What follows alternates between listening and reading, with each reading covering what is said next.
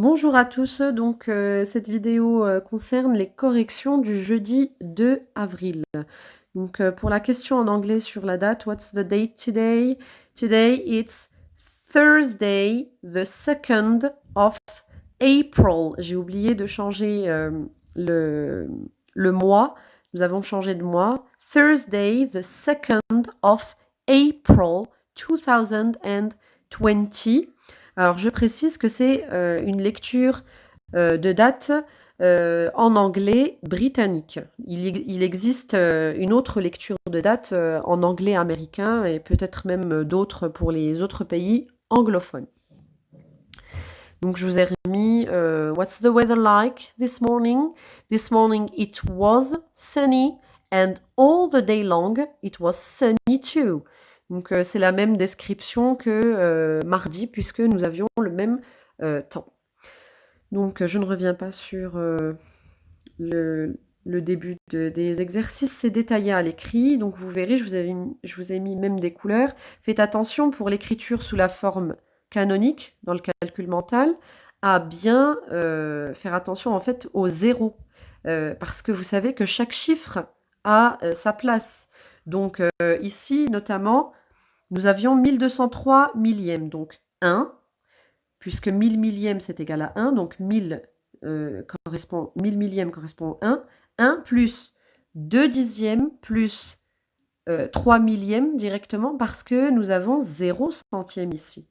Et donc à chaque fois qu'il y avait un cas particulier, je l'ai représenté en couleur, donc vous verrez à la correction. Donc, on reprend simplement les problèmes qui étaient à chercher. Pour l'analyse, vous verrez, je vous ai mis la correction. Pour les problèmes variés, normalement, ils ne vous ont pas posé problème puisque, voilà, je vous avais donné des petites indications pour vous aider. Pour le problème numéro 3, il fallait ranger dans l'ordre croissant, donc du plus petit au plus grand.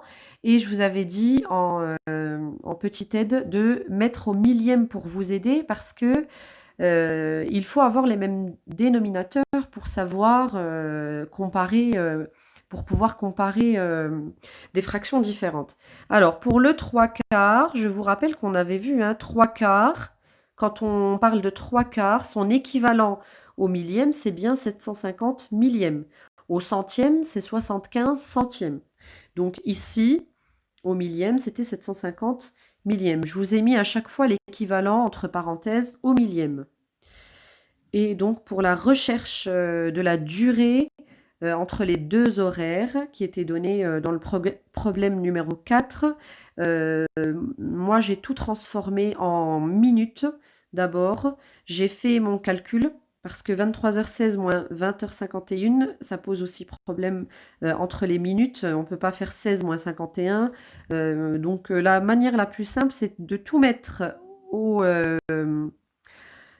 en minutes, de tout transformer en minutes, et ensuite de faire le calcul, puis de revenir à la forme heure et minute, en sachant que là, j'ai trouvé 145 de différence. Pour revenir à la forme heure et minute, je divise par 60. Je vous rappelle qu'on fait le sens inverse. Pour convertir les heures en minutes, on multiplie par 60. Par contre, pour convertir les minutes en heures, on divise par 60. Je vous remercie pour votre attention.